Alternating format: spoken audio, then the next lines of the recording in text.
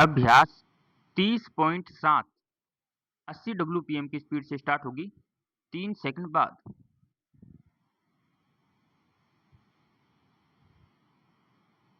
Start. सभापति महोदय, माननीय मंत्री जी से मैं यह अनुरोध करना चाहूंगा कि देश के जो पिछड़े हुए इलाके हैं उनमें बहुत सी नई रेलवे लाइनें बनाने के बारे में आपने समुचित निर्णय लिए हैं।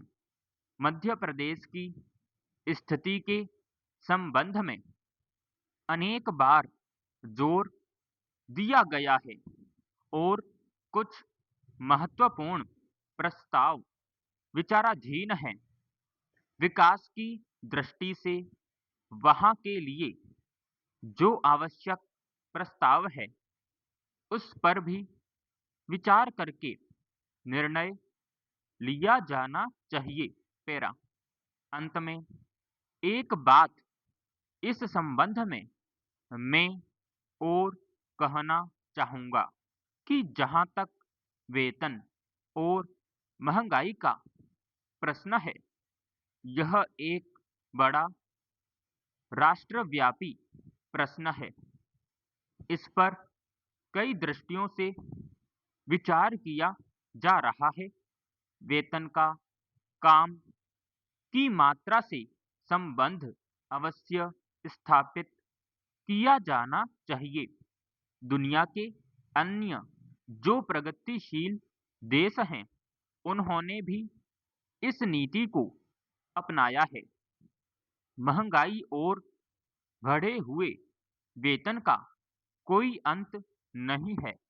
महंगाई बढ़ती जाती है तथा समस्याएं भी बढ़ती जाती है। इससे देश में हर प्रकार की परेशानी, हड़तालें और रुकावटें पैदा होती है। इसलिए इस प्रश्न पर इस दृष्टिकोण से अवश्य विचार करें कि जो जितना काम करे उसको उतना वेतन मिलना चाहिए। अगर इस पद्धति को अपनाया गया तभी हम इस समस्या का मुकाबला कर सकेंगे। मैं आपका अधिक समय नहीं लेना चाहता। मंत्री महोदय से मैं निवेदन करना चाहता हूं कि आपको देश की पूरे राष्ट्र की जनता की परेशानी और सुरक्षा की ओर ध्यान देना चाहिए। हड़तालों के कारण सभी को कठिनाई का सामना करना पड़ता है। एक यात्री अपने घर से अपने मुकाम पर पहुंचने के लिए निकलता है। यदि रेलगाड़ी बीच में ही रद्द हो जाती है तो उसे परेशानी का सामना करना पड़ता है।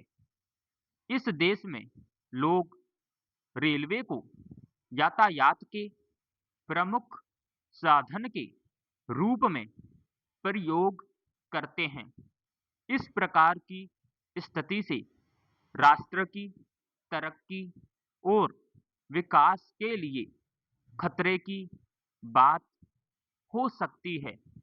इन समस्याओं पर प्रशासन को गंभीरता से विचार करना चाहिए ताकि इसका हल निकालना चाहिए।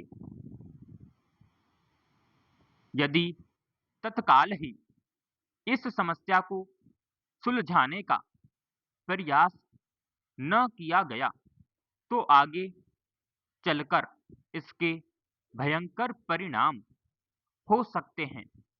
एक अन्य बात की ओर मैं सदन का ध्यान आकर्षित करना चाहूंगा। दिल्ली के कार्यालयों में काम करने वाले कर्मचारी निकट के राज्यों से प्रतिदिन रेल से यात्रा करते हैं। रेलों की कमी के कारण उन्हें कठिनाई का सामना करना पड़ता है। समाप्त।